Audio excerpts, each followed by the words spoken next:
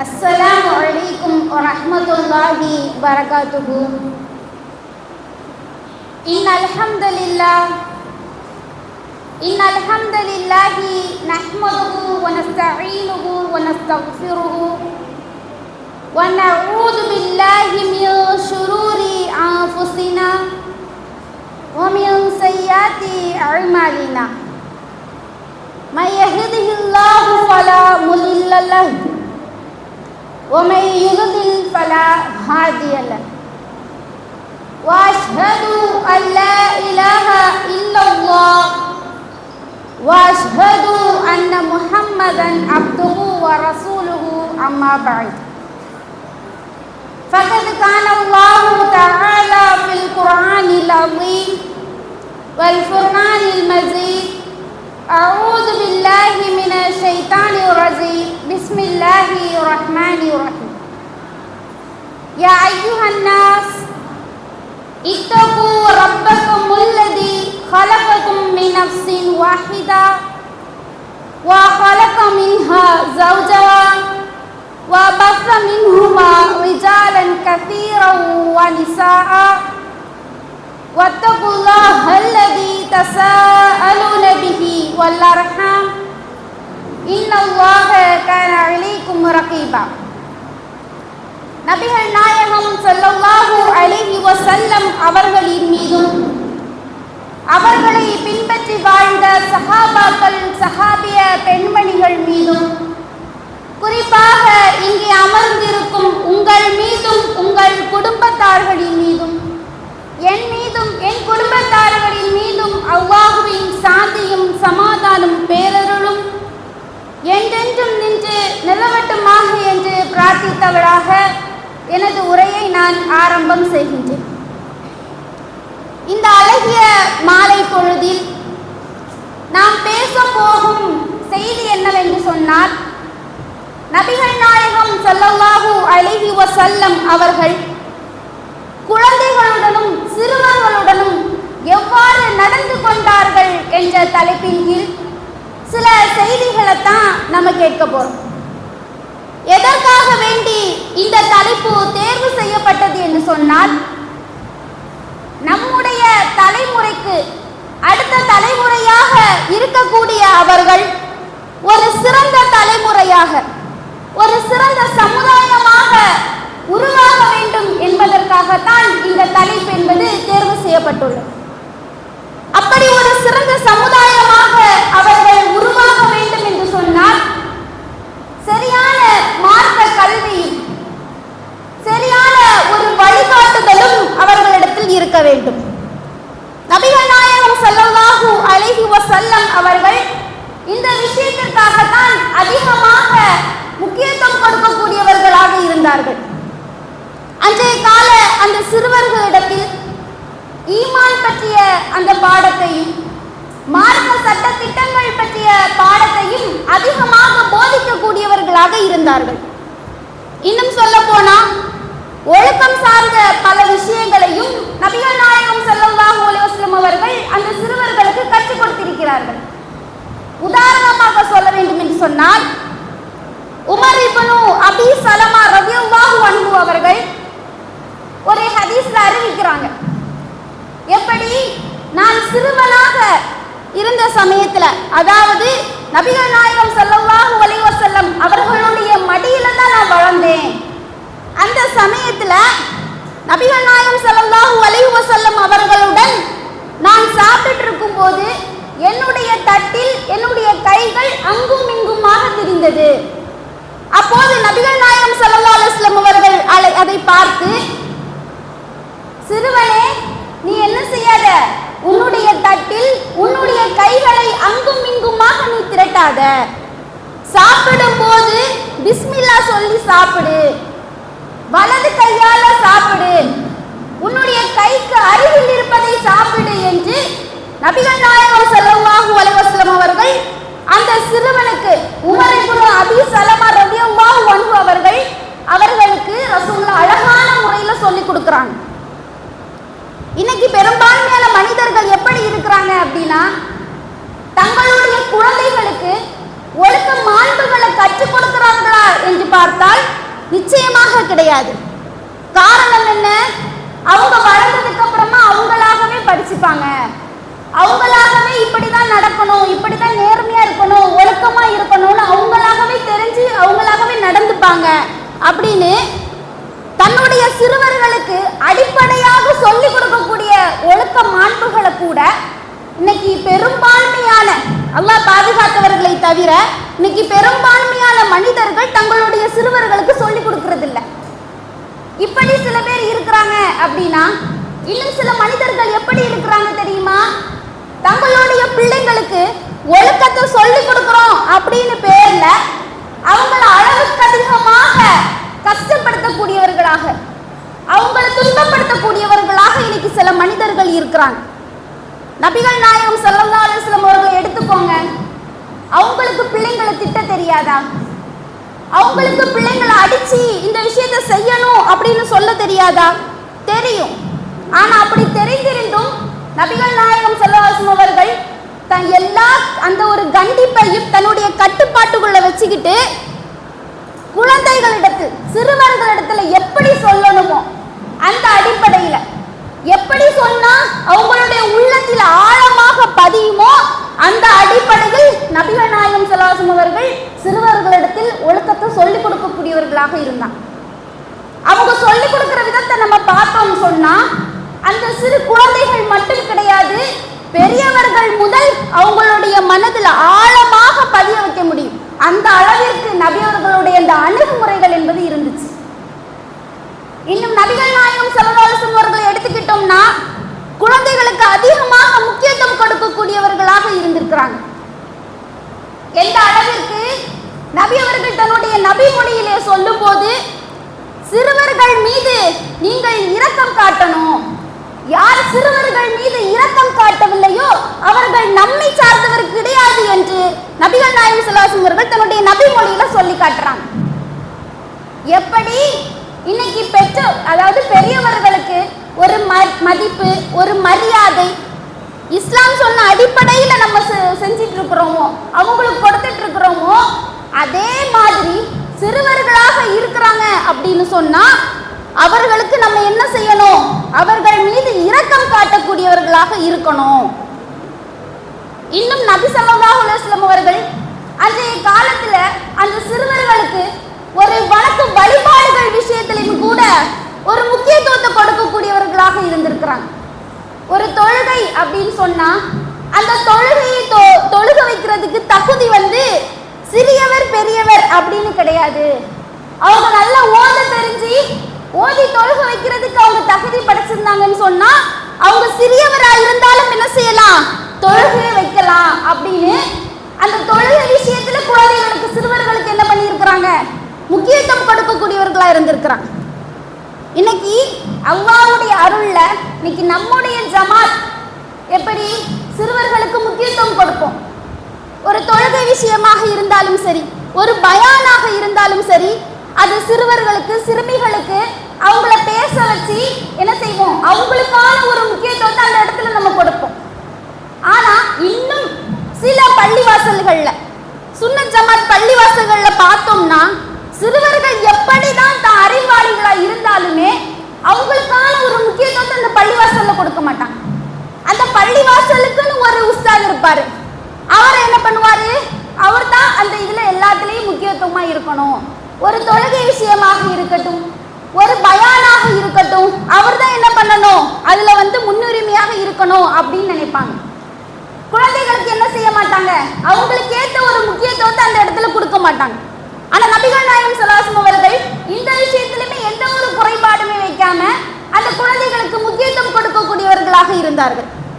இன்னும் சொல்ல போனா நபிகள் நாயகம் ஸல்லல்லாஹு அலைஹி வஸல்லம் அவர்கள் குழந்தைகளை பிரித்து பார்த்தது கிடையாது, அவர்களை புறக்கணித்தது கிடையாது. எல்லா குழந்தைகளுமே நபிகள் நாயகம் ஸல்லல்லாஹு அலைஹி வஸல்லம் அவர்களை பொறுத்த வரைக்கும் ஒன்றுதான். ஆனா இன்னைக்கு அப்படி சொல்ல முடியுமா? சிந்திச்சு பாருங்க. இன்னைக்கு சில மனிதர்கள் எப்படி ஒரு ஏழை வீட்டு ஒரு சிறுவனோ ஒரு குழந்தைய போகுதுன்னு சொன்னா அவங்கள பார்க்கக்கூடிய அந்த பார்வை என்பது இன்னைக்கு ஒரு விதமாக இருக்கிறது. ஆனா அதே நேரத்துல ஒரு பணக்கார வீட்டு ஒரு சொன்னா அந்த குழந்தையை பார்க்கக்கூடிய விதம் ஒரு மாதிரி இருக்கிறது. இன்னைக்கு ஸ்கூல் காலேஜ் எல்லாம் படிக்கும் போது நம்ம உணர்ந்திருப்போம், இன்னும் மற்ற இடங்களையும் உணர்ந்திருப்போம். எப்படி டீச்சர்ஸாக இருக்கட்டும், நம்ம கூட படிக்கக்கூடிய ஒரு சக மாணவர்களாக இருக்கட்டும், ஒரு பணக்கார வீட்டு பிள்ளை படிக்கிறான், அவன் நல்லா படிக்காதவளாக இருந்தாலும் அரட்டை அடிக்கக்கூடியவளா இருந்தாலும் பிள்ளைங்களுடைய எண்ணம், டீச்சர்ஸோட எண்ணம் எப்படி இருக்கும்? அந்த பிள்ளைகிட்ட நல்லா பழகணும், அந்த பிள்ளையிடத்துல நல்ல க்ளோஸா இருக்கணும், பிள்ளைங்களுமே அந்த பிள்ளை கூட தான் அதிகமா விளையாடணும் அப்படின்னு நினைப்பாங்க. ஆனா அதே நேரத்துல ஒரு ஏழை பிள்ளை படிப்புலயும் ரொம்ப பெஸ்டா இருந்தாலுமே கூட அவளிடத்துல நெருங்க விரும்ப மாட்டாங்க, அவளிடத்துல பழகணும்னு ஆசைப்பட மாட்டாங்க, அவளிடத்துல விளையாடணும்னு ஆசைப்பட மாட்டாங்க. இன்னைக்கு அப்படிதான் சில மனிதர்களுடைய வாழ்க்கை என்பது இருக்கிறது. நபிகள் நாயகம் ஸல்லல்லாஹு அலைஹி வஸல்லம் அவர்களை எடுத்துக்கிட்டோம்னு சொன்னா அப்படி கிடையாது. எல்லா குழந்தைகளும் நபி அவர்களை பொறுத்த வரைக்கும் ஒன்றுதான். உதாரணமாக சொல்லணும்னா, ஒரு பெண் அவங்க விபச்சாரம் செய்யறாங்க. அந்த விபச்சாரத்தின் மூலமாக அந்த பெண் வயிற்றுல குழந்தைய சுமந்துடுறாங்க. அப்ப அந்த சமயத்தில் அந்த பெண்ணிற்கு என்ன தோணுது? நம்ம விபச்சாரம் செஞ்சுட்டோம், நம்ம தப்பு செஞ்சுட்டோம், அந்த தப்புக்கான தண்டனையை இந்த உலகத்திலே நம்ம என்ன செஞ்சிடணும்? அனுபவிச்சிடணும். நாளை மறுமை நாள் வரைக்கும் நம்ம என்ன செஞ்சிடக்கூடாது? கொண்டு போயிடக்கூடாது. ஏன்னா இதற்கான தண்டனை நாளை மறுமை நாளில் ரொம்ப பெருசா இருக்கும். நம்மளால என்ன செய்ய முடியாது? அந்த தண்டனையை தாங்கிக்க முடியாது. அதனால இந்த உலகத்திலே நம்ம அந்த தப்புக்கான தண்டனையை அனுபவிச்சிடணும் அப்படின்னு நபிகள் நாயகம் ஸல்லல்லாஹு அலைஹி வஸல்லம் அவர்களிடத்துல அந்த பெண் போறாங்க. போய் அல்லாஹ்வுடைய தூதரிடத்துல சொல்றாங்க, அல்லாஹ்வின் தூதரே, நான் விபச்சாரம் செய்துட்டேன், அதனால ஒரு குழந்தையினுடைய வயிற்றுல உருவாகுது. விபச்சாரத்தின் மூலம் செய்தவருக்கு என்ன தண்டனையோ அதை எனக்கு கொடுங்க அப்படின்னு அந்த பெண் என்ன செய்யறாங்க? ரசூலுல்லாஹ் இடத்துல போய் நிற்கிறாங்க. அப்ப நபிகள் நாயகம் ஸல்லல்லாஹு அலைஹி வஸல்லம் அவர்கள் அந்த பெண்ணிடத்துல சொல்றாங்க, உன்னுடைய குழந்தையை நீ என்ன செய், 10 மாசம் சுமந்துட்டு பெற்றெடுத்துட்டு வா, வந்ததுக்கு பிறகு உன்னுடைய பாவத்திற்கான பரிகாரத்தை செஞ்சிடலாம், தண்டனையை கொடுத்துடலாம் அப்படின்னு சொல்லி நபி அவர்கள் அந்த பெண்ணிடத்துல சொல்லி அனுப்பி வைக்கிறாங்க. திரும்ப அந்த பெண் என்ன பண்றா? 10 மாசம் அந்த குழந்தைய சுமந்து பெற்றெடுத்ததுக்கு அப்புறமா அந்த குழந்தையோட என்ன செய்யறா? நபிகள் நாயகம் ஸல்லல்லாஹு அலைஹி வஸல்லம் இடத்துல வர்றாங்க. ரசூலுல்லாஹ்விடத்துல திருப்பியும் சொல்றாங்க, அல்லாஹ்வின் தூதரே, நான் குழந்தைய பெற்றெடுத்துட்டேன், இப்ப என்ன பண்ணுங்க? நான் அந்த நேரத்துல செய்த அந்த பாவத்திற்காக எனக்கு தண்டனை கொடுங்க, அதுக்கான தண்டனையை எனக்கு நிறைவேற்றுங்க அப்படின்னு சொல்லும்போது திரும்பியும் நபி ஸல்லல்லாஹு அலைஹி வஸல்லம் அவர்கள் என்ன பண்றாங்கன்னா, அந்த குழந்தை பால்குடி பருவத்தில் இருக்கக்கூடிய ஒரு குழந்தை. அப்ப இந்த நேரத்துல அந்த குழந்தையை விட்டுட்டு போறது நல்லது கிடையாது.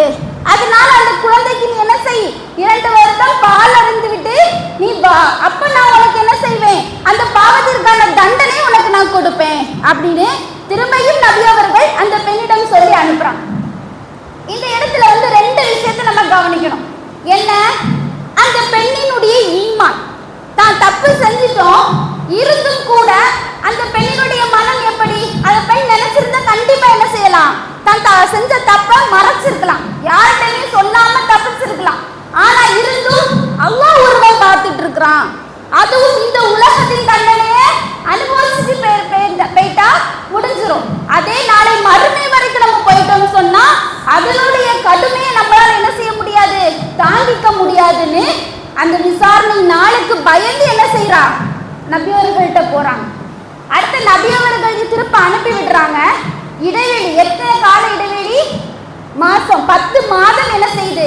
அவங்களுக்கு மத்தியில இடைவெளி இருக்கு. அப்படி இருந்து அந்த நேரத்தில் என்ன செஞ்சிருக்கலாம்? தான் தண்டனைக்கு பயந்து மனசு மாறி எங்கேயாவது போய் ஓடி ஒளிஞ்சிருக்கலாம். ஆனா அப்பவும் என்ன செய்யல அந்த பெண், அது நினைக்கல. என்ன செய்யறாங்க? திரும்பியும் குழந்தைய பெற்றெடுத்துட்டு நபியவர்களிடத்துல வராங்க. அப்ப அந்த பெண்ணினுடைய அந்த ஈமான் எப்படி இருக்கிறது, இன்னைக்கு நம்மளுடைய ஈமான் எப்படி இருக்கிறது அப்படின்னு நம்ம சிந்தித்து பார்ப்போம். இன்னொரு விஷயம் என்ன அப்படின்னா, நபிகள் நாயகம் ஸல்லல்லாஹு அலைஹி வஸல்லம் இடத்துல விதவை மூலமாக பிறந்த ஒரு குழந்தை வருது. அந்த அதாவது விபச்சாரம் மூலமாக பிறந்த ஒரு குழந்தை வருகிறது. அந்த சமயத்திலும் கூட நபிகள் நாயகம் ஸல்லல்லாஹு அலைஹி வஸல்லம் அவர்கள் என்ன பண்ணல, இது தப்பின் மூலமாக பிறந்த குழந்தை, ஏழை குழந்தை அப்படின்னு எந்த ஒரு பாகுபாடுமே என்ன செய்யல நபி அவர்கள் காட்டல. அந்த குழந்தையின் மீது இரக்கம் காட்டுனாங்க. வயிற்றுல இருக்கும் போதே அந்த விபச்சாரத்திற்குரிய தண்டனையை கொடுத்தோம்னு சொன்னா குழந்தை பிழைக்குமான்னு தெரியாது. குழந்தை பிறந்ததுக்கு அப்புறமா அந்த தாய்க்கு அந்த தண்டனையை கொடுத்தோம்னு சொன்னா ஒரு பச்சிளம் குழந்தை, ஒரு பாலர்ந்து கூடிய அந்த பருவத்தில் இருக்கக்கூடிய குழந்தை, அப்படி இருக்கும்போது நம்ம செய்யக்கூடாதுன்னு அந்த குழந்தையின் மீது அதிகமாக என்ன செஞ்சாங்க நபிகள் நாயகம் ஸல்லல்லாஹு அலைஹி வஸல்லம் இரக்கம் காட்டக்கூடியவர்களாக இருந்தாங்க. ஆனா இன்றைக்கு உள்ள காலத்தை நினைச்சு பாருங்க, மனிதர்கள் எப்படி இருக்கிறாங்க தெரியுமா? இப்ப ரீசெண்டா கூட ஒரு விஷயம் நடந்துச்சு. ஒரு மனிதன் இருக்கிறான், அந்த மனிதனுடைய மனைவி விபச்சாரம் செய்யறாங்க. விபச்சாரம் செய்யறா, அந்த கணவன் கண்டுபிடிச்சிடறான். கண்டுபிடிச்சி மனைவியை கிட்டி அவளை எந்த அளவிற்கு வெட்ட முடியுமோ சரமாரி என்ன செய்யறான், அவளை வெட்டுறான். வெட்டிட்டு அவனுடைய மனம் எப்படி இருக்குன்னா, மனைவியை வெட்டிட்டான், அவனுடைய கோபத்தை தீர்த்துட்டான்.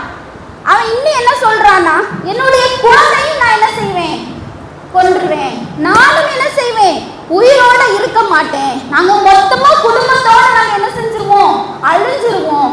மனைவி தப்பு செஞ்சா, அந்த தப்பு செஞ்சதுக்கு அந்த குழந்தை என்ன பண்ணும்? ஆனா அந்த மனிதனுடைய எண்ணத்தை பார்த்தீங்களா? அப்படி ஒரு இரக்கமற்ற ஒரு மனிதர்கள் வாழக்கூடிய ஒரு சமுதாயத்துல தான் இன்னைக்கு நம்ம எல்லாருமே வாழ்ந்துட்டு இருக்கிறோம். ஆனா நபிகள் நாயகம் ஸல்லல்லாஹு அலைஹி வஸல்லம் அவர்களை எடுத்துக்கிட்டோம்னா அவங்கள மாதிரி யாராலும் என்ன செய்ய முடியாது, இந்த உலகத்துல இரக்கம் காட்ட முடியாது. அந்த அளவிற்கு குழந்தைகள் மீது அதிகம் இரக்கம் காட்டக்கூடியவர்களாக, அன்பு காட்டுவதிலையும் எந்த ஒரு குறையும் வைக்காதவர்களாகத்தான் நபிகள் நாயகம் ஸல்லல்லாஹு அலைஹி வஸல்லம் அவர்கள் இருந்திருக்கிறாங்க.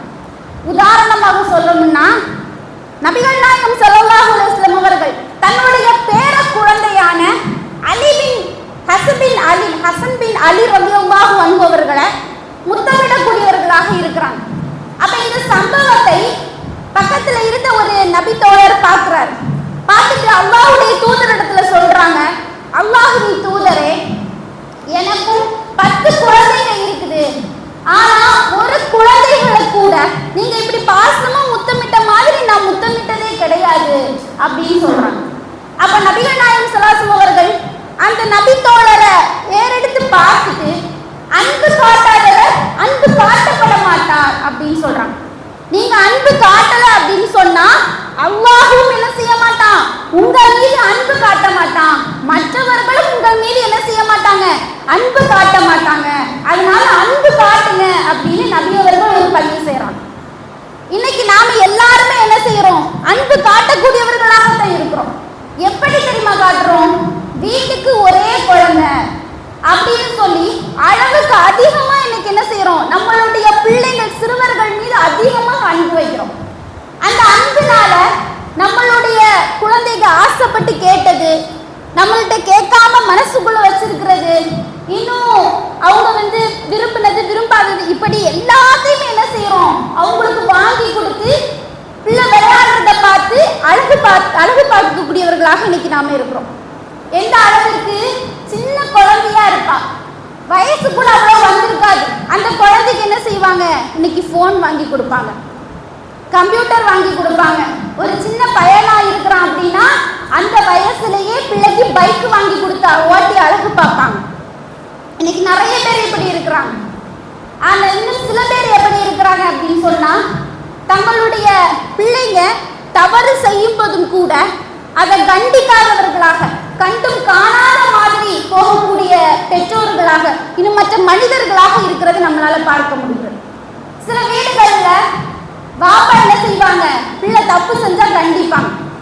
ஆனா அந்த நேரத்திலேயுமே இந்த தாய்மார்கள் என்ன செய்வாங்க, பிள்ளையை திட்டாதீங்க போடு, சின்ன பிள்ளைதான், இப்ப நம்ம என்ன செய்வோம், மன்னிச்சிருவோம், பின்னாடி சொல்லி கொடுத்துக்கலாம் அப்படின்னு என்ன செய்வாங்க, அவங்க இடையில போய் தடுத்துருவாங்க. இன்னும் வீட்டு பக்கத்துல இருக்கிறவங்களோ இல்ல சொந்தக்காரங்களோ அவங்க ஏதாவது சொல்லிட்டாலும் கூட இந்த தாய்மார்களால என்ன செய்ய முடியாது, தாங்க முடியாது. அவங்க எவ்வளவு நெருக்கமா இருந்தாலும் அவங்களிடத்துல என்ன செய்வாங்க, சண்டைக்கு போவாங்க. என் பிள்ளை நீ என்ன சொன்ன, அவன் அந்த தப்பை செஞ்சிருந்தாலும் நீ அவனை திட்டி இருக்க கூடாது, நீ அவனை அடிச்சிருக்க கூடாது, என்கிட்ட சொல்லியிருக்கணும் அப்படின்னு சொல்லுவாங்க. அப்ப இப்படி அளவுக்கு அதிகமாக இந்த தாய்மார்கள் பாசம் வைக்கிறனால இன்னைக்கு பிள்ளைங்க எந்த அளவிற்கு போறாங்க தெரியுமா? நம்ம என்ன செஞ்சாலும் நம்மளுடைய உம்மா நம்மள ஒன்றும் சொல்ல மாட்டாங்க. நம்மளுடைய பாப்பா நம்மளை திட்டுனாலும் அடிச்சாலும் நம்மளுடைய உம்மா எப்படியாவது என்ன செஞ்சிருவாங்க, நம்மளை காப்பாத்திடுவாங்க. அதனால நம்ம என்ன செய்யலாம், என்ன தப்பு வேணாலும் செய்யலாம் அப்படின்னு இன்னைக்கு பிள்ளைகளுடைய மனதில் அது உருவாகி இன்னைக்கு நாளுக்கும் நாள் சீர்கேடுகள் அதிகமாக இருக்குது. அப்படின்னா அதற்கு ஒரு வகையில இந்த தாய்மார்கள் பெற்றோர்களும் தான் காரணம். நம்மளுடைய பிள்ளைகள் மீது நம்ம என்ன செய்யணும், அதிகமாக பாசம் வைக்கலாம். ஆனா அந்த பாசம் என்ன செய்யக்கூடாது, அந்த பிள்ளையை தவறின் பக்கம் அழைத்து போகக்கூடியதாக இருக்கக்கூடாது. ஏன் அப்படின்னா நம்மளுமே நம்மளுடைய பிள்ளைகளுக்கு ஒரு பொறுப்பாளியாக இருக்கிறோம். நபிகள் நாயகம் ஸல்லல்லாஹு அலைஹி வஸல்லம் அவர்கள் சொல்லும்போது, உங்களில் ஒவ்வொருவரும் பொறுப்பாளியே, அந்த பொறுப்பை குறித்து நாளை மறுமை நாளில் நீங்கள் விசாரிக்கப்படுவீர்கள். ஒரு அரசன் இருக்கிறான், அந்த அரசன் என்பவன் பொறுப்பாளி. யாருக்கு? அந்த நாட்டு மக்களுக்கு. அதை குறித்து என்ன செய்வான், நாளை மறுமை நாளில் அவன் விசாரிக்கப்படுவான். ஒரு ஆண் மகன் இருக்கிறான் அப்படின்னா அவன் தன்னுடைய குடும்பத்திற்கு, மனைவி பிள்ளைகளுக்கு பொறுப்பாளி. அவன் நாளை மறுமை நாளில் அதை குறித்து விசாரிக்கப்படுவான். ஒரு பெண் என்பவள் தன்னுடைய கணவனின் குடும்பத்திற்கு பொறுப்பாளி. தன்னுடைய பிள்ளை, கணவன், கணவனுடைய பெற்றோர்கள், இப்படின்னு இவர்களுக்கு பொறுப்பாளியாக ஒரு பெண் என்பவள் இருக்கிறாள். அவள் என்ன செய்வா, அதை குறித்து நாளை மறுமை நாளில் விசாரிக்கப்படுவாள் என்று நபிகள் நாயகம் ஸல்லல்லாஹு அலைஹி வஸல்லம் தன்னுடைய நபி மொழியில சொல்லி காட்டுறாங்க. அப்ப நம்மளுடைய குழந்தைகளை ஒரு தவறான வழிக்கு நம்ம அழைத்து போயிட்டோம்னு சொன்னா நாளை மறுமை நாள்ல அந்த குழந்தையிடத்தில் அல்லாஹ் விசாரிப்பான், நீ இந்த வழிக்கு போனதுக்கு காரணம் என்ன, நீ இப்படி கெட்டு போறதுக்கு காரணம் என்ன, ஏன் ஒரு நல்ல பாதை வழி நீ போகல, நல்லதை தேர்ந்தெடுக்கல அப்படின்னு கேட்கும்போது, என் உம்மா எனக்கு இந்த வழியை காமிச்சு தந்தாங்க, நான் என்ன தப்பு செஞ்சாலும் என் அம்மா வந்து என்னை தடுக்க மாட்டாங்க, என்னை கண்டிக்க மாட்டாங்க, எல்லா தடவையும் என்னை காப்பாற்றி விடுவாங்க, அதனாலதான் நான் இந்த அளவுக்கு கெட்டு போயிட்டேன் அப்படின்னு நாளைக்கு அந்த தப்பியெல்லாம் நம்ம இடத்துல என்ன செய்யும், மாறி. அப்ப அப்படிப்பட்ட ஒரு நிலை ஒரு தாய்க்கும் நமக்கும் நம்மளுடைய குழந்தைகளுக்கும் மாற்றிவிடக் கூடாது அப்படின்னு சொன்னா நம்ம என்ன செய்யணும், நபிகள் நாயகம் ஸல்லல்லாஹு அலைஹி வஸல்லம் அவர்கள் அந்த சிறுவர்களிடத்துல எப்படி நடந்துகிட்டார்களோ, நம்மளுடைய இஸ்லாமிய மார்க்கம் சிறுவர்களிடத்திலும் குழந்தைகளிடத்திலும் எப்படி நடந்து கொள்ள வேண்டும் என்று சொல்கிறதோ அதன் அடிப்படையில் நம்ம என்ன செய்யணும், நம்மளுடைய சிறுவர்களிடத்துல, குழந்தைகளிடத்துல நம்ம நடந்துக்கணும். அவங்க சின்ன வயசுல இருந்தாலும் மார்க்கம் சம்பந்தப்பட்ட ஒரு தப்பை செய்யறாங்க அப்படின்னா அதை நம்ம கண்டிக்கணும். நம்ம சின்ன பிள்ளை தானே, அப்படி செஞ்சா என்ன தப்பு, வளர்ந்த பிறகு கண்டிச்சுக்கலாம் அப்படின்னு நம்ம அதை ஆற போட்டோம்னு சொன்னா ஒரு பழமொழி சொல்லுவாங்க, 5இல் விளையாதது 50லையும் விளையாது. நம்ம சின்ன வயசுலயே நம்ம அதை தடுக்கலைன்னு சொன்னா வளர்ந்த பிறகும் என்ன செய்ய முடியாது, அந்த குழந்தையை நம்மால திருத்த முடியாது. அப்ப சிறிய வயதிலே நம்ம என்ன செய்யணும், அந்த குழந்தைகளுக்கு நம்ம அந்த குழந்தைகள் தப்பு செய்யும் போது அதுக்கு நம்ம கண்டித்து அந்த பிள்ளையை திருத்தக்கூடியவர்களாக இருக்க வேண்டும். நபிகள் நாயகம் ஸல்லல்லாஹு அலைஹி வஸல்லம் அவர்கள் அப்படித்தான் இருந்தார்கள். சிறிய குழந்தை விட்டுட்டு போகல ரசூலுல்லாஹ், மாறாக சின்ன பிள்ளையா இருந்தாலும் குழந்தைகளுக்கு எப்படி அந்த குழந்தைகளிடம் நீக்கணுமோ, அந்த தப்பை நீக்கணுமோ, அந்த அடிப்படையில் அந்த தப்பை அவர்களிடத்துல நீக்கினாங்க. எப்படி? நபிகள் நாயகம் ஸல்லல்லாஹு அலைஹி வஸல்லம் அவர்களுடைய வீட்டுல மக்கள் என்ன செய்வாங்க அப்படின்னா இந்த பேரித்த பழத்திற்கான ஜக்காத்தை வந்து ரசூலோட வீட்டுல தான் கொண்டு சேர்ப்பாங்க. ஒவ்வொரு வருடமும் அந்த பேரித்த அறுவடை செய்யக்கூடிய நேரத்தில் தனக்குரிய அந்த பேரித்த பழத்தினுடைய ஜக்காத்தை ஒவ்வொரு மனிதனுமே என்ன பண்ணுவாங்க, ரசூலோட வீட்டுல கொண்டு போய் குவியலாக குவிச்சு போடுவாங்க. அப்ப அந்த சமயத்துல தான் நபி அவர்களுடைய பேர குழந்தைகள் ஹசன் ரதி அவர்களும் ஹுசைன் ரதி அவர்களும் என்ன பண்றாங்கன்னா விளையாடிட்டு இருக்கிறாங்க, ரொம்ப சின்ன பிள்ளைங்க. அப்ப 2 பேர்ல யாரோ ஒருத்தர் என்ன பண்ணிடுறாங்க, அந்த பேரித்த பழங்களை எடுத்து தங்களுடைய வாயில போட்டுடுறாங்க. இதை நபிகள் நாயகம் ஸல்லல்லாஹு அலைஹி வஸல்லம் அவர்கள் பார்க்கறாங்க.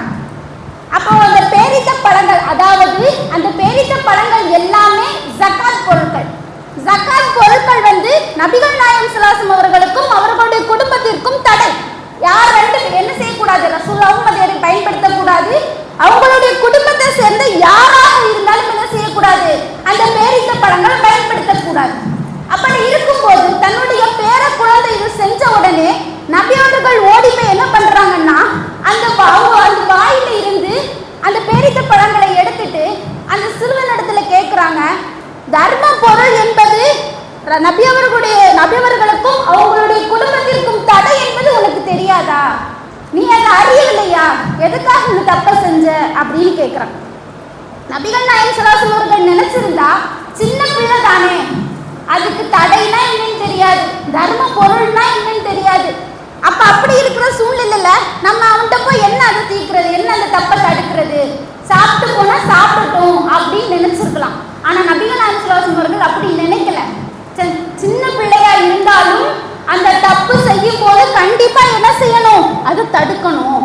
இப்பவே நம்ம விட்டுட்டோம் சொன்னா வளர வளர இதை மறைவாக செய்யக்கூட அந்த பிள்ளை என்ன செய்யாது, யோசிக்காது.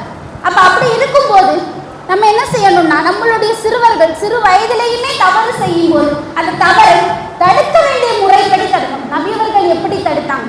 அந்த குழந்தையை போய் அடி கொடுத்தாங்களா, இல்ல அந்த குழந்தையை தாறுமாறாக பேசினாங்களா? கிடையாது. எவ்வளவு அழகான முறையில சொல்லி கொடுக்கணுமோ அப்படி அழகான முறையில சொல்லி கொடுத்தாங்க.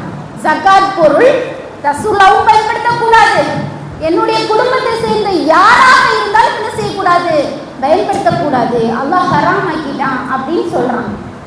ஆனா இன்னைக்கு சில மனிதர்கள் எப்படி இருக்கிறாங்க, தன்னுடைய குழந்தைகளை தப்பு செய்யும் போது கண்டிக்கிறோம் அப்படின்னு அவங்க ரொம்ப கஷ்டப்படுத்துறாங்க.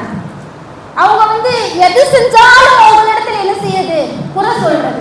இதை ஏன் நீ செய்யல, இதை ஏன் நீ செஞ்ச, இதை ஏன் நீ இப்ப செஞ்சிருக்க கூடாதா அப்படின்னு எதுக்கு எடுத்தாலும் என்ன செய்யறது, அந்த குழந்தைகளை குறை சொல்லிக்கிட்டே இருக்கிறது. இன்னும் சொல்லப்போனா 4 பேருக்கு மத்தியிலே கூட அந்த பிள்ளையை அடிக்கிறதுக்கு என்ன செய்ய மாட்டாங்க, தயங்க மாட்டாங்க. இன்னைக்கும் சில பெற்றோர்கள் 4 பேர் இருக்கிறாங்க, தன்னுடைய குழந்தைக்கும் அது ஒரு அவமானமாக இருக்கும், நமக்கும் ஒரு நல்ல பேர் கிடையாது அப்படின்னு யோசிக்க மாட்டாங்க. 4 பேர் இருந்தாலும் கூட தன்னுடைய குழந்தைய கடுமையாக கண்டிக்கக்கூடிய பெற்றோர்களின் பிற மனிதர்களை இன்னைக்கு நம்மளால பார்க்க முடியும். ஆனா நபிகள் நாயகம் ஸல்லல்லாஹு அலைஹி வஸல்லம் அவர்கள் அவங்க தன்னுடைய பணியாளர்கிட்ட கூட அந்த அளவுக்கு கடுமையாக நடந்தது கிடையாது. அனஸ் ரலியல்லாஹு அன்ஹு அவர்கள் ரசூலுல்லாஹ் இடத்துல தான் என்ன செய்யறாங்க, பணியாளராக எப்போ அந்த சிறிய வயதுல இருக்கும் போதே நபியவர்கள் இடத்துல தான் என்ன செய்யறாங்க, பணியாளராக வேலை பார்க்கறாங்க. அப்போ அந்த சமயத்துல அனஸ் அவர்களை அறிவிக்கிறாங்க இந்த ஹதீஸ. எப்படி, நான் 10 வருடம் என்ன செஞ்சேன், நபிகள் நாயகம் ஸல்லல்லாஹு அலைஹி வஸல்லம் அவர்களிடத்துல தான் நான் பணியாளராக இருக்கிறேன். ஆனா அப்படி அந்த 10 வருஷத்துல ஒரு தடவை கூட நபி அவர்கள் என்ன பார்த்து சீ அப்படின்னோ, இதை ஏன் நீ செஞ்ச, இதை ஏன் நீ செஞ்சிருக்க கூடாதா அப்படின்னு ஒரு தடவை கூட நபி அவர்கள் என்ன பார்த்து கேட்டது கிடையாது. அந்த அளவிற்கு நபிகள் நாயகம் ஸல்லல்லாஹு அலைஹி வஸல்லம் அவர்கள் சிறுவர்கள் மீது இரக்கம் காட்டக்கூடியவர்களாக, அவர்களிடத்துல மென்மையாக நடக்கக்கூடியவர்களாக இருந்திருக்கிறாங்க. எந்த அளவிற்கு ஒரு சிறுவன் என்ன செய்யறான்னா குருவி வளர்க்கக்கூடியவனா இருக்கிறான். அப்ப அந்த குருவி என்ன செய்யுதுன்னா இறந்து போயிடுது. அப்ப அதை நினைச்சு என்ன செய்யறான், ரொம்ப கவலைப்படுறான், நாங்க வளர்த்த குருவி செத்து போயிடுச்சே அப்படின்னு ரொம்ப அழுகுறான், ரொம்ப கவலைப்படுறான். அப்ப நபிகள் நாயகம் ஸல்லல்லாஹு அலைஹி வஸல்லம் அவர்கள் அந்த வழியா போகும்போது அந்த சிறுவன் இடத்துல போய் உன்னுடைய குருவி செத்து போயிடுச்சா அப்படின்னு கேட்டுக்கிட்டு அவங்களும் என்ன செய்யறாங்க, அந்த குருவியை நினைச்சு அழுறாங்க, ஐயோ செத்து போயிடுச்சே அப்படின்னு. அந்த சிறுவனுடைய கவலையும் தனக்கு எடுத்துக்கிட்டு அதை நினைச்சு ரசூலுல்லாஹ்வும் என்ன செய்யறாங்க, கவலைப்படுறாங்க. அந்த சிறுவன் யோசிக்கிறான், நான் என்னுடைய குருவி செத்துடுச்சுன்னு நான் அழுறேன், கவலைப்படுறேன், ஆனா நபி அவர்களும் எனக்காக கவலைப்படுறாங்களே, என்னுடைய குருவி இறந்து போயிடுச்சுன்னு கவலைப்படுறாங்களே அப்படின்னு அந்த சிறுவன் நினைக்கிறான். அந்த அளவிற்கு நபி அவர்கள் மென்மையுடையவர்களா இருப்பாங்க. இன்னைக்கு சிந்திச்சு பாருங்க, நம்மளும் நிறைய என்ன செய்வோம், பூனை கிளி குருவி இப்படி நிறைய வளர்ப்போம். நம்மளிடத்துலையும் நம்ம வளர்க்கக்கூடியதும் ஒன்று இறந்து போயிருச்சு, நம்ம அதுக்காக அழுதுட்டு இருக்கிறோம், கவலைப்படுறோம்னா இன்னைக்கு நம்மளிடத்துல என்ன சொல்லுவாங்க, இதுக்கெல்லாமா கவலைப்பட்டுட்டு இருக்கிற, எழுச்சி வேற வேலையை பாரு அப்படின்னு அனுப்பி விடுவாங்க. அப்ப நம்மளுடைய உள்ளம் எப்படி இருக்கும்? அப்ப நம்ம சிறுவர்களிடத்துல எப்படி நடக்கிறோமோ அது மாதிரி தான் என்ன செய்வாங்க, சிறுவர்கள் மற்றவர்களிடத்துல நடக்கக்கூடியவர்களாக இருப்பாங்க. நபிகள் நாயகம் ஸல்லல்லாஹு அலைஹி வஸல்லம் எல்லா இடத்துலையும் அன்பு காட்டக்கூடியவர்களாக, இரக்கம் காட்டக்கூடியவர்களாக இருக்கிறாங்கன்னா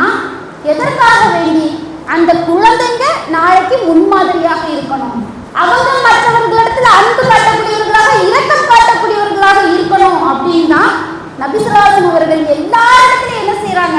அவ்வளவு இரக்கம் காட்டக்கூடியவர்களாக, சின்ன குழந்தையாக இருந்தால் அன்புனா என்ன, இரக்கம்னா என்ன, அது இப்படித்தான் இருக்கணும் அப்படின்னு சொல்லி கொடுக்குறாங்க. அப்படி நம்ம சொல்லி கொடுத்தோம் அப்படின்னு சொன்னா அந்த குழந்தைகள் என்ன செய்வாங்க? தன்னுடைய எதிர்காலத்தில் அப்படி இருப்பாங்க. ஏன்னா குழந்தைகளை பொறுத்த வரைக்கும் கண்ணாடி போல நம்ம என்ன செய்யறோம், நம்ம என்ன சொல்றோம், அதுதான் அவங்க என்ன பண்ணுவாங்க, மற்றவர்களிடத்துல வெளிப்படுத்துவாங்க. நம்மளுடைய சொல் செயல் எல்லாத்தையுமே ரொம்ப நுணுக்கமாக கவனிச்சு, ஓ இது மாதிரி தான் பேசணும், இது மாதிரி தான் நம்ம வாழ்க்கையில செய்யணும் போல அப்படின்னு அவங்களும் அதை என்ன செய்வாங்க, மற்றவர்களிடத்துல செய்வாங்க. சில குழந்தைகளை நம்ம பார்த்தோம்னா அவங்களுடைய வயசுக்கான பேச்சு அவங்களிடத்துல இருக்காது, அவங்களுடைய வயசுக்கு தக்கன ஒரு செயல் அவங்களிடத்துல நம்மளால பார்க்க முடியாது. காரணம் என்ன? அவங்களுடைய அந்த இது அப்படிதான் இருந்திருக்கு. அவங்களுடைய பெற்றோர்களாக இருக்கட்டும், இல்ல மற்ற மனிதர்களிடத்துல பார்த்ததாக இருக்கட்டும். நம்ம சொல்லுவோம் பிள்ளைங்க கெட்ட வார்த்தை பேசுது, இந்த வயசுலயே பிள்ளை என்ன செய்யுது, கெட்ட வார்த்தை பேசக்கூடியதா இருக்கு. ஆனா பிள்ளைங்க கெட்ட வார்த்தை பேசல, அவங்க என்ன தெரியுமா பண்றாங்க, கேட்ட வார்த்தைகளை பேசுறாங்க. தம் பெற்றோர்கள் பேசுறதை கேட்டு அதை என்ன செய்யறாங்க, அவங்க பேசுறாங்க. தம் பெற்றோர்கள் செய்யக்கூடிய செயலை பார்த்து இப்படிதான் செய்யணும், ஒரு மனிதனிடத்துல இப்படிதான் நடந்துக்கணும் அப்படின்னு அவங்க என்ன செய்யறாங்க, அடுத்த மனிதர்களிடத்துல நடந்துக்க கூடியவர்களாக இருக்காங்க. அதுதான் நபி அவர்கள் சொல்றாங்க. எப்படி நம்ம இரக்கம் காட்டினோம்னு சொன்னா அவங்க என்ன செய்வாங்க, மற்றவர்களிடத்துல இரக்கமா இருப்பாங்க, அன்பா இருப்பாங்க, பாசமா இருப்பாங்க அப்படின்னு சொல்றாங்க. இன்னும் நபிகள் நாயகம் ஸல்லல்லாஹு அலைஹி அவர்கள் அப்படி இருந்து அவங்களுடைய வாழ்க்கையில, அதாவது ஒரு சிறுவன் அப்படி இருந்து அவனுடைய வாழ்க்கையில செயல்படுத்திய ஒரு விஷயத்தையுமே நிறைய சொல்லியிருக்கிறாங்க. எப்படி? அனஸ் ரலியல்லாஹு அன்ஹு அவர்கள் தான் ஒரு முறை என்ன பண்றாங்க, அனஸ் ரலியல்லாஹு விளையாடிட்டு இருக்கிறாங்க. அப்ப நபி ஸல்லல்லாஹு அலைஹி அவர்கள் அவர்களிடத்துல சலாம் சொல்லிட்டு அவங்கள ஒரு விஷயத்திற்காக வேண்டி அனுப்பி வைக்கிறாங்க. அப்ப அனஸ் ரலியல்லாஹு வந்து அந்த விஷயத்தை முடிச்சிட்டு தன்னுடைய வீட்டிற்கு போகிறதுக்கு ரொம்ப லேட் ஆயிடுச்சு, தாமதமாகி. அப்ப அனஸ் ரலியல்லாஹுடைய தாயார் என்ன பண்றாங்கன்னா, அனஸ் ரலியல்லாஹுகிட்ட கேக்குறாங்க, அனஸே வீட்டுக்கு வர்றதுக்கு இவ்வளவு லேட் ஆனதுக்கு காரணம் என்ன, ஏன் இவ்வளவு லேட்டா வர? எல்லா தாய்மார்களுமே கேட்கக்கூடிய ஒரு விஷயம். தன்னுடைய பிள்ளை வீட்டு வெளியே போய் லேட்டா வருது அப்படின்னு சொன்னா கண்டிப்பா என்ன செய்யணும், நம்ம அந்த குழந்தைகள் இடத்துல கேட்கணும், காரணம் என்ன, ஏன் லேட்டா வந்த, எதனால லேட் ஆச்சு கேட்கணும். அதுதான் என்ன பண்றாங்க, அனஸ் ரலியல்லாஹுடைய தாயார் கேட்கறாங்க.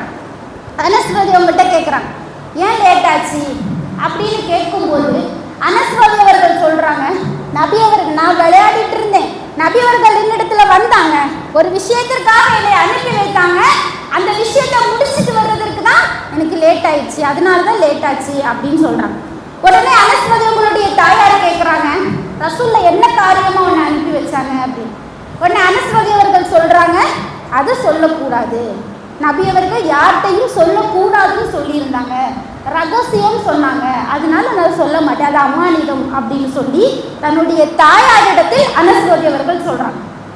சிந்திச்சு பாருங்க, இப்படிப்பட்ட ஒரு பதில சொல்றதுக்கு அனஸ் ரலியல்லாஹு ஒரு பெரிய ஆள் கிடையாது, ஒரு சாதாரண சின்ன ஒரு சிறுவன் தான், சின்ன பிள்ளை தான். அந்த சிறுவனிடத்தில் இப்படிப்பட்ட ஒரு பக்குவம் இருக்கிறது அப்படின்னு சொன்னா காரணம் என்ன? நபிகள் நாயகம் ஸல்லல்லாஹு அலைஹி அவர்கள் அவர்களிடத்தில் நடந்து கொண்டு அந்த ஒரு விதம் தான். ரசூல்லா இப்படியெல்லாம் நடக்க அதை பார்த்து தான் அனஸ் ரலியல்லாஹு என்ன பண்றாங்க, தன்னுடைய வாழ்க்கையில் அதை செயல்படுத்துறாங்க. நபி அவர்கள் இன்னைக்கு நம்மளுடைய பிள்ளை இடத்துல ஒரு ரகசியம் அப்படின்னு சொன்னா அந்த ரகசியம் எந்த அளவுக்கு இருக்கும் அப்படின்னு இன்னைக்கு ஒவ்வொரு பெற்றோர்களுக்குமே தெரியும். இதை நீ வாப்பாட்ட சொல்லிடாத, இதை நீ வேற யார்கிட்டையுமே சொல்லாத, அமானிதமா வச்சுக்கோ அப்படின்னா நாளைக்கு வெளியில இறங்குறதுக்கு முன்னாடி நம்ம இடத்துல எல்லாரும் கேட்பாங்க. அந்த அளவிற்கு தான் இன்னைக்கு நம்மளுடைய பிள்ளைங்களுடைய ரகசியம் என்பது இருக்குது. ஆனா நம்மளுடைய பிள்ளை மாதிரி ஒரு சிறுவனாக இருக்கிற பருவத்துல தான் அனஸ் ரலியல்லாஹு ரகசியத்தை எந்த அளவிற்கு பேணுறாங்க அப்படின்னு நம்ம சிந்திக்கும். அப்ப நபிகள் நாயகம் ஸல்லல்லாஹு அலைஹி அவர்கள் என்ன செஞ்சிருக்கிறாங்க, சிறுவர்களிடத்துல நடந்து கொண்ட விதம் தான் அனஸ் ரலியல்லாஹு இடத்துல அவ்வளோ பெரிய ஒரு மாற்றத்தை கொடுத்திருக்கிறது நம்மளால பார்க்க முடியும். இன்னும் நபிகள் நாயகம் ஸல்லல்லாஹு அலைஹி அவர்கள் அன்றைய காலத்தில் சிறுவர்களுக்கு அதிகமாக மார்க்க கல்வியையும் கற்றுக் கொடுத்திருக்கிறாங்க. எல்லா விஷயத்தையும் கற்றுக் கொடுத்து இதிலையும் நபி அவர்கள் எந்த ஒரு குறையும் என்ன செய்யல, அந்த சிறுவ இருக்கட்டும், ஒரு துஆவை மனனம் செய்யக்கூடிய விஷயமாக இருக்கட்டும், ஒரு குர்ஆனை ஓதக்கூடிய விஷயமாக இருக்கட்டும், குர்ஆனை மனனம் செய்யக்கூடிய ஒரு விஷயமாக இருக்கட்டும், எல்லாத்துலேயுமே சிறுவர்களுக்கு என்ன செஞ்சிருக்கிறாங்க? முக்கியத்துவம் கொடுத்திருக்கிறாங்க, அவங்களுக்கு கற்றுக் கொடுத்திருக்கிறாங்க. இன்னைக்கு எப்படி நம்ம ஒரு மதரசா வச்சு பிள்ளைங்களுக்கு சொல்லிக் கொடுக்குறோமோ அது மாதிரி. ஆனா இன்னைக்குள்ள பெற்றோர்கள், அன்னைக்குள்ள பெற்றோர்கள் அதுல அதிகமா என்ன செஞ்சாங்க? தன்னுடைய குழந்தையை ஈடுபடுத்துறதுல ஆர்வமாக இருந்தாங்க. ஆனா இன்னைக்கு சில பெற்றோர்கள், அல்லாஹ் பாதுகாத்தவர்களை தவிர சில பெற்றோர்கள் அதுல எந்த அளவுக்கு இருக்கிறாங்க? தன்னுடைய பிள்ளைய ஒரு நல்ல ஸ்கூல்ல சேர்க்கணும் அப்படின்னு ஆர்வமா இருக்கிறாங்க. அந்த ஸ்கூல்ல சேர்ந்து பிள்ளை நல்லா படிக்கணும் அப்படின்னு ஆர்வமா இருக்கிறாங்க. பிள்ளை ஸ்கூல்ல சேர்ந்ததுக்கு அப்புறமா நல்ல ஒரு மாற்றம் பிள்ளை இடத்துல இருக்குதா, என் பிள்ளை அந்த ஸ்கூலுக்கு போனதுக்கு அப்புறம் பொறுப்புள்ள பிள்ளையா இருக்கிறானா அப்படின்னு அதை பார்க்கறதுல ஆர்வமாக இருக்கிறாங்க. அந்த ஸ்கூல் நம்ம பிள்ளை படிக்கக்கூடிய அந்த ஸ்கூல் நல்ல தரமான ஸ்கூலா இருக்குதா, அங்க கற்றுக் கொடுக்கக்கூடிய டீச்சர்ஸ் எல்லாம் நல்ல டேலண்டான டீச்சர்ஸா இருக்கிறாங்களா அப்படின்னு என்ன செய்யறாங்க?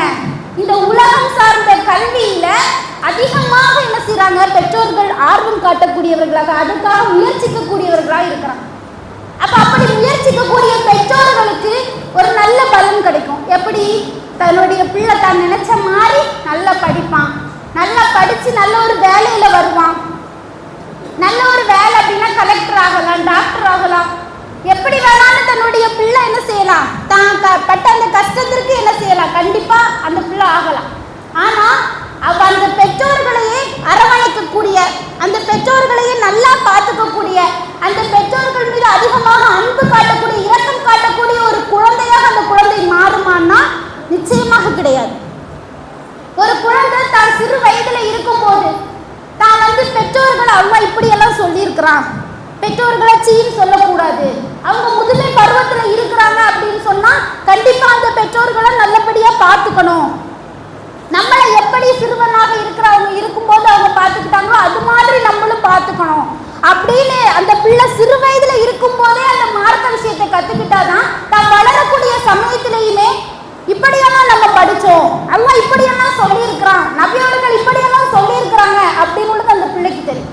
தான் ஒழுக்கமா இருக்கணும், நேர்மையாக இருக்கணும் அப்படின்னு தான் சிறு வயதுல இருக்கக்கூடிய சமயத்துல அந்த பிள்ளை அந்த மார்க்க விஷயத்துல படித்தால் மட்டும்தான் தான் வளர்ந்தாலும் ஒழுக்கமுள்ள பிள்ளையாக, நேர்மையாக நடக்கக்கூடிய பிள்ளைகளாக என்ன செய்யும்? அந்த பிள்ளை வளரக்கூடியதாக இருக்கும். ஆனா இது எதுவுமே கற்றுக்காம தான் உலக கல்வியில மட்டும் பெற்றோர்கள் பிள்ளைங்களுக்கு அதிகமாக ஆர்வத்தை ஊட்டக்கூடியவர்களா இருந்தார்கள் அப்படின்னா இன்னைக்கு அந்த பிள்ளைங்களுடைய நிலைமை எப்படி தெரியுமா இருக்கு? நல்லா படிக்கக்கூடிய ஒரு பிள்ளை, நல்ல எல்லா சப்ஜெக்ட்லயுமே ஃபர்ஸ்ட் மார்க் வாங்கக்கூடிய, எல்லா ஸ்டாண்டர்ட்லயுமே ஃபர்ஸ்ட் இருக்கக்கூடிய ஒரு குழந்தை தன் வாழ்க்கையில ஒரு கஷ்டம் வருது, ஒரு சோதனை வருகிறது அப்படின்னு சொன்னா அதை என்ன செய்ய முடியல? அந்த பிள்ளையால தாங்கிக்க முடியல. தன் உயிரையே மாய்த்து கொள்ளக்கூடிய அளவிற்கு ஒரு பிள்ளை மாறக்கூடியதாக இருக்கு. காரணம் என்ன? சிறு வயதுல மார்க்க கல்வியை கற்றுக்கல. ஒரு கஷ்டம் வந்தா எப்படி இருக்கணும், ஒரு சோதனை வந்தா எப்படி இருக்கணும்னு அந்த பிள்ளைக்கு தெரியல. வெறும் உலக கல்வியை கற்றுக்கிட்டனால அந்த பிள்ளையினுடைய நிலைமை, எதிர்கால நிலைமை இப்படி இருக்குது. ஒருவன் நல்லா படிச்சிருக்கிறான், நல்ல ஒரு வேலையில இருக்கக்கூடிய ஒரு பையன், நாலு தெரிந்த ஒரு பையன், தன் பெற்றோர்களை எப்படி பார்க்கணும் அப்படின்னு அவனுக்கு தெரியும். தன்னுடைய பெற்றோர்களை என்ன செய்யறான்? உதாசீனப்படுத்தக்கூடியவர்களாக, தன்னுடைய பெற்றோர்களை திட்டக்கூடியவனாக, கடைசியில கொண்டு போய் முதியோர் இல்லத்துல சேர்க்கக்கூடியவனாக இன்னைக்கு பல மனிதர்கள், பல பிள்ளைங்க இருக்கிறத நம்மளால பார்க்க முடிகிறதா? காரணம் என்ன? தன் உலக படிப்பிற்கு மட்டுமே கொடுத்த ஒரு முயற்சி. தான் சின்ன வயசுல இருக்கும் போதே பெற்றோர்களை இப்படி பார்க்கணும் அப்படின்னு படிக்காதவனுடைய விளைவுதான். பிள்ளை பெரியவங்களை மதிக்கல, நம்மளுடைய பெரியவங்களுடைய பேச்சை கேட்கல அப்படின்னு இன்னைக்கு நிறைய பேர் பிள்ளைங்க மீது குறை சொல்லுவாங்க. பெற்றோர்கள், என் பிள்ளை நல்லா வளர்ந்துட்டான், ஆனா அவனுக்கு எப்படி இருக்கணும்னு தெரியல, எப்படி நாலு பேர்கிட்ட பேசணும்னு அவனுக்கு தெரிய மாட்டுது அப்படின்னு குறை சொல்லுவோம் அடுத்தவங்கள்ட்ட. ஆனா அதே குறை சொல்லக்கூடிய பெற்றோர் யோசிக்கணும், நம்ம பிள்ளைங்களுக்கு சொல்லி கொடுத்தோமா? நம்ம சின்ன வயசுல அந்த பிள்ளை இருக்கும்போது இப்படியெல்லாம் அல்லாஹ் சொல்றான், இப்படி ரசூலுல்லாஹ் சொல்றாங்க அப்படின்னு ஹதீஸையும் வசனத்தையும் சொல்லி நம்மளுடைய பிள்ளைங்களுக்கு நம்ம சொல்லி கொடுத்தோமா அப்படின்னு அந்த பெற்றோர்கள் சிந்திக்கக்கூடியவர்களாக இருக்க வேண்டும். நபிகள் நாயகம் ஸல்லல்லாஹு அலைஹி வஸல்லம் அவர்கள் சொல்லிக் கொடுத்தாங்க. அந்த பிள்ளைகளுக்கு மார்க்க கல்வியை புகட்டக்கூடியவர்களாக இருந்தார்கள். அந்த பிள்ளைகளுக்கு மார்க்கம் சார்ந்த பல விஷயங்களை சொல்லிக் கொடுக்கக்கூடியவர்களாக இருந்தார்கள். மார்க்க கல்வி அப்படின்னு சொல்லக்கூடியது எந்த அளவிற்கு அவசியம் தெரியுமா ஒரு மனிதனுக்கு? ஒரு மனிதன் தன் வாழ்க்கையில பல முயற்சிகளை நோக்கி போயிட்டு இருக்கிறான்னு சொன்னா இடையில அவன் சரிவு விடாம இருக்கிறதுக்கு இந்த மார்க்க கல்வி தான் உதவும். எப்படி தெரியுமா? ஒரு மனிதன் பணம் சம்பாதிக்கிறான். அந்த பணத்தை எப்படி சம்பாதிக்கணும் அப்படின்னு உள்ளது உலக கல்வி சொல்லிக் கொடுக்காது. அந்த பணத்தை எப்படியெல்லாம் செலவழிக்கணும் அப்படின்னு உலக கல்வியை மட்டும் சொல்லிக் கொடுக்காது. மார்க்க கல்வியை படிச்சாதான் எப்படி பணத்தை சம்பாதிக்கணும், எப்படி சம்பாதிக்கவே கூடாது, எப்படி செலவழிக்கணும், எப்படி செலவழிக்கவே கூடாது, ஹராம் ஹலால் பற்றிய விஷயத்த அல்லாஹ்வும் அவருடைய தூதரும் தான் நமக்கு சொல்லித்தராங்க. முன்னாடி சொன்ன மாதிரி ஒரு சோதனை வருது, ஒரு கஷ்டம் வருது. அந்த சோதனை கஷ்டோட நேரத்துல எப்படி இருக்கணும், நபிமார்கள் எப்படி இருந்தாங்க, அவங்களுடைய வரலாறுகளை படிச்சாலும் நம்மளால இருக்க முடியும். மூசா அலைஹிஸ்ஸலாம் அவர்களை எடுத்துக்கிட்டோம்னு சொன்னா எப்படி அவங்களுடைய சோதனை நேரத்தில் நடந்துக்கிட்டாங்க, அவங்களுடைய வரலாறு நம்ம எல்லாருக்குமே தெரியும். ஃபிரௌனுடைய காலத்துல வாழ்ந்தவர்கள் தான் மூசா நபி. அவங்களுடைய பிரச்சாரம் போய்கிட்டு இருக்க நேரத்துல ஒரு கட்டத்துல பிரச்சாரமே பண்ண முடியாது அப்படின்னு இருக்குது. அந்த சமயத்துல மூசா நபி என்ன பண்றாங்க? தன்னுடைய சமுதாயத்தை கூட்டிட்டு ஓடுறாங்க. எப்படியாவது ஃபிரௌன் அவனுடைய படையிலிருந்து நம்ம தப்பிச்சிடணும், அவங்களுக்கு நம்ம அவங்கள்ட்ட இருந்து எப்படியாவது நம்ம தப்பிச்சு ஓடிடணும். தன் சமுதாயத்தை கூட்டிட்டு ஓடுறாங்க. ஓடி ஓடி முன்னாடி பார்க்கும்போது ஒரு பெரிய கடல்ல என்ன செய்யறாங்க, முன்னாடி வந்து நிக்கிறாங்க. பின்னாடி போயிடலாம் அப்படின்னா பின்னாடி ஃபிரௌன் அவனுடைய படைகளும் என்ன செய்யுது, மூசா அலைஹிஸ்ஸலாம் சமுதாயத்தையும் துரத்திக்கிட்டே வருது, எப்படியாவது கொன்னுறணும் அப்படின்னு. என்ன பண்றதுன்னு மூசா நபிக்கே தெரியல. அப்ப மக்கள் எல்லாம் சொல்றாங்க, மூசாவே நம்ம கதை முடிஞ்சிருச்சு, அவ்வளவுதான், இனி நம்மளை யாராலும் என்ன செய்ய முடியாது, காப்பாற்ற முடியாது, நம்மளுடைய இது முடிஞ்சிருச்சு, கண்டிப்பா என்ன செஞ்சிருவான், பின்னாடி துரத்திட்டு வர ஃபிரௌனும் அவனுடைய சமுதாயம் கண்டிப்பா நம்மளை அழிச்சிருவான், முடிஞ்சிருச்சு அப்படின்னு எல்லா மக்களுமே சொல்றாங்க. அப்போ மூசா நபி மட்டும் எப்படி இருந்தாங்க தெரியுமா? அல்லாஹ் காப்பாத்துவான், என்னுடைய இறைவன் கண்டிப்பா என்ன செய்வான், இன்ன மஇய ரப்பி சயஹ்தி, என்னுடைய இறைவன் என்னுடன் இருக்கிறான், அவன் கண்டிப்பா இதுக்கு மத்தியில ஒரு நேர்வழி எனக்கு காட்டுவான் அப்படின்னு மூசா நபி சொன்னாங்க. அப்ப அல்லாஹ் என்ன செஞ்சான், அவங்களுடைய அந்த நம்பிக்கைக்கு ஒரு சோதனை வருது. அந்த நேரத்துல அவங்க இருந்ததற்கான ஒரு இதுக்காக அல்லாஹ் என்ன பண்ணான், மிகப்பெரிய ஒரு பரிசு, முன்னாடி இருக்கக்கூடிய கடலை ரெண்டா பிளந்து அவங்களுக்கு வழியை கொடுக்குறான். பின்னாடி வந்த அந்த ஃபிரௌன் அவனுடைய படையும் அந்த கடலால ஒரு அழிவை கொடுத்தானா? காரணம் என்ன? அவங்களுக்கு வந்து அந்த நேரத்துல ஒரு சோதனை நேரத்துல எப்படி நடந்துக்கணும் அந்த மாதிரி என்ன செஞ்சாங்க, நடந்துக்கிட்டாங்க. அல்லாஹ் அதுக்கேற்ற மாதிரி ஒரு பரிசை கொடுத்தான். ஆனா இன்னைக்கு நம்ம வந்து ஒரு உலக கல்வியை மட்டும் நம்ம படிச்சோம்னு சொன்னா நமக்கு தெரியுமா, மூசா நபி வந்து இந்த சோதனை வந்தது, மூசா நபி இந்த சோதனை நேரத்துல இப்படி நம்பிக்கையா இருந்தாங்க, அதுக்கு அல்லாஹ் இப்படி ஒரு பரிசை கொடுத்தாங்க, நமக்கு தெரியுமா? நம்மளுடைய பிள்ளைங்களுக்கு தெரியுமா? தெரியாது. அப்படியெல்லாம் தெரியாம இருக்கும்போது தான் தன்னை மாய்த்து கொள்றது, தான் ஏதாவது பண்றது, இப்படிப்பட்ட விஷயங்களை என்னுடைய பிள்ளைங்கள் பண்ணிட்டு இருக்கிறத நம்மளால பார்க்க முடியும். அப்போ நபிமார்களுடைய வரலாறுகளை நம்ம என்ன செய்யணும், நம்முடைய பிள்ளைங்களுக்கு கற்றுக் கொடுக்கணும். அவங்க சோதனை காலத்துல அவங்க இப்படி இருந்தாங்க, இப்ராஹிம் நபி இப்படி இருந்தாங்க, நூஹ் நபி எப்படி இருந்தாங்க அப்படின்னு அவங்களுக்கு நபிமார்களுடைய வரலாறுகளை நம்ம சொல்லி கொடுத்தோம்னு சொன்னா நம்மளுடைய சிறுவர்களும் என்ன செய்வாங்க, அந்த சின்ன பருவத்திலையும் சரி வளர்ந்து ஒரு இளைஞனாக இருந்தாலும் சரி அந்த பக்குவத்தோடு என்ன செய்வாங்க, நடந்து கொள்ளக்கூடியவர்களாக இருப்பாங்க. இன்னும் நம்மளுடைய பிள்ளைங்களுக்கு, நம்மளுடைய சிறுவர்களுக்கு நம்ம உபதேசம் செய்யக்கூடியவர்களாக இருக்க வேண்டும். சின்ன பிள்ளை அப்படின்னு பார்க்காம அந்த சின்ன பிள்ளையிலேயே சிறு வயதிலேயே நம்ம 4 வார்த்தைகளை பிள்ளைங்களுக்கு சொல்லிக் கொடுத்தோம்னா அந்த முதல்ல சொல்லிக் கொடுக்கக்கூடிய அந்த விஷயம் அந்த பிள்ளைங்களுடைய மனதில் ஆழமாக என்ன செய்யும், பதியக்கூடியதாக இருக்கும். ஒரு விஷயத்த ஒரு பிள்ளை ஃபர்ஸ்டா கத்துக்கிறா அப்படின்னா முதல்ல கத்துக்கிற விஷயம் தான் என்ன செய்யும், உள்ளத்துல பதியும். அந்த விஷயத்துல எவ்வளவு மாத்தி மாத்தி அந்த பிள்ளைங்களுக்கு பல விதத்துல கற்றுக் கொடுத்தாலும், எத்தனை தடவை செய்ய சொன்னாலும் முதல்ல கற்றுக் கொடுத்த விதத்தின் அடிப்படையில தான் அந்த பிள்ளை என்ன செய்யக்கூடியதாக இருக்கும். அப்ப ஆரம்பத்துல நம்ம அந்த பிள்ளைங்களுடைய மனதில் விதைக்கக்கூடிய அந்த விதைகள் தான் தான் வளரக்கூடிய சமயத்திலையும் அவங்களுக்கு அது பயன்படக்கூடியதாக இருக்கும். அப்ப நம்ம ஆரம்பத்திலே என்ன செய்யணும்? பிள்ளைங்களுக்கு உன்னை படைத்த அல்லாஹ்னா யார், அவனுடைய தன்மைகள் என்ன, அவனுக்கு இணை கற்பிப்பதுன்னா என்ன, அதனுடைய பாவங்கள் இதுதான், இணை கற்பிக்க கூடாது, அதனுடைய விளைவுகளை பற்றி சொல்லிக் கொடுக்கணும். மனிதர்கள், நல்ல மனிதர்கள் எப்படி இருப்பாங்க, கெட்ட மனிதர்கள் இப்படிதான் இருப்பாங்க, நீ நல்லவரா இருக்கணும், அதுக்காக நீ இதையெல்லாம் பண்ணணும் அப்படின்னு தன்னுடைய பிள்ளைங்களுக்கு நம்ம சொல்லிக் கொடுக்கக்கூடியவர்களா இருக்கணும். நபிகள் நாயகம் ஸல்லல்லாஹு அலைஹி வஸல்லம் அவர்கள் அப்படிதான் செஞ்சாங்க. சிறிய பருவத்தில் இருக்கக்கூடிய இப்னு அப்பாஸ் ரலியல்லாஹு அன்ஹு அவர்களுக்கு நபிகள் நாயகம் ஸல்லல்லாஹு அலைஹி வஸல்லம் அவர்கள் அவங்க சிறுவனாக இருக்கிறாங்க, அவங்களுக்கு சில உபதேசங்களை செய்யறாங்க. எப்படி தெரியுமா? நபி அவர்கள் அவங்களிடத்துல சொல்றாங்க, சிறுவனே சில உபதேசங்களை உனக்கு நான் செய்யறேன், அந்த உபதேசம் உனக்கு என்ன செய்யும், அந்த உபதேசத்தின் மூலமா அல்லாஹ் உனக்கு பலனை கொடுப்பான் அப்படின்னு சொல்லிட்டு சில உபதேசங்களை செய்யறாங்க. என்ன உபதேசம்?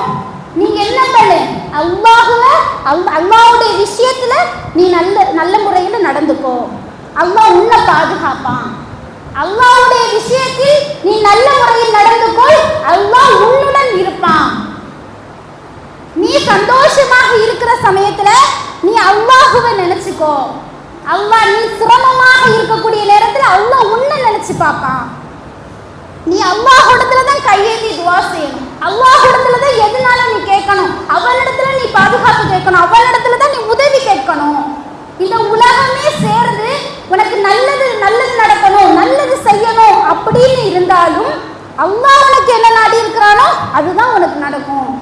இந்த உலகமே சேர்ந்து உனக்கு ஒரு கெட்டதை நடத்தணும்னு நினைச்சாங்கன்னா அல்லாஹ் உனக்கு என்ன நாடி இருக்கானோ அதுதான் உனக்கு நடக்கும் அப்படின்னு அழகான முறையில ஒரு சிறுவனுக்கு நபி அவர்கள் உபதேசம் செய்யலாம்.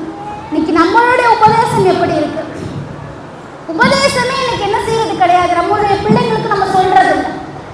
அப்படி சொல்றதா இருந்தாலும் கூட ஒரு ஸ்கூலுக்கு போறாங்களா இல்லை ஒரு இடத்துக்கு போறாங்களா, அங்க போய் சேட்டை பண்ணக்கூடாது, நல்ல பிள்ளையா இருக்கணும், எனக்கு எந்த கெட்ட பேரும் வரக்கூடாது, என்னிடத்துல எந்த கம்ப்ளைண்ட்டும் வரக்கூடாது, இதுதான் நம்மளுடைய உபதேசம். இதை தாண்டி நம்மளுக்கு நம்ம பிள்ளைங்களிடத்துல உபதேசம் பண்றோமா அப்படின்னு பார்த்தா கிடையாது. இல்ல உபதேசம் பண்ணல, இப்படி உபதேசம் சொல்லி கொடுத்துருக்காங்க, ரசூலுல்லாஹ் சொல்லி கொடுத்துருக்காங்க, லுக்மான் சொல்லக்கூடிய ஒரு நல்லடியார் சொல்லி கொடுத்துருக்காங்க, அப்படின்னா நம்மளுடைய பிள்ளைங்களுக்கு இன்னைக்கு நம்ம சொல்லி கொடுக்குறோமா அப்படின்னு பார்த்தா அதுலேயும் இன்னைக்கு நம்ம என்ன செய்யறோம், ஒரு குறை வைக்கக்கூடிய மனிதர்களாகத்தான் இன்னைக்கு வாழ்ந்துட்டு இருக்கோம். ஆனால் நபி அவர்கள் அந்த சிறுவர்களிடத்துல நடக்கிற எந்த ஒரு விஷயத்திலையுமே என்ன செய்யலை, எந்த ஒரு குறையும் நபி அவர்கள் வைத்தது கிடையாது. எல்லாத்தையும் என்ன செஞ்சிருக்கிறாங்க, சிறுவர்களுக்கு கற்றுக் கொடுத்திருக்கிறாங்க, எல்லா சிறுவர்களையும் ஒரே மாதிரி பார்த்திருக்கிறாங்க, எல்லா சிறுவர்களிடத்திலும் இரக்கம் காட்டக்கூடியவர்களாக அன்பு காட்டக்கூடியவர்களாக நபி அவர்கள் இருந்திருக்கிறாங்க. அப்ப நம்மளுடைய சிறுவர்களிடத்துல நபி அவர்கள் எப்படி நடந்து கொண்டார்களோ, நம்முடைய மார்க்கம் நமக்கு எப்படி சொல்லி தருகிறதோ அந்த அடிப்படையில் நாம் நடக்கக்கூடிய மனிதர்களாக நம்ம இருக்க வேண்டும். முன்னாடி சொன்ன மாதிரி யார் சிறுவனிடத்தில் இரக்கம் காட்டவில்லையோ அவர் நம்மை சார்ந்தவர் கிடையாது அப்படின்னு நபி அவர்கள் சொல்றாங்க. அப்ப அந்த விஷயத்தை நம்மளுடைய மனசுல ஆழமாக நம்ம பதிய வைத்து நம்முடைய சிறுவர்களிடத்தில் நாம் நடந்து கொள்ள வேண்டும். அதற்கு அல்லாஹ் நம் அனைவருக்கும் அருள் புரிவானாக என்று கூறி எனது உரையை முடித்துக் கொள்கிறேன். வாஹி தஅவானா அல்ஹம்துலில்லாஹி ரப்பில் ஆலமீன். அஸ்ஸலாமு அலைக்கும் வரஹ்மத்துல்லாஹி வபரகாத்துஹு.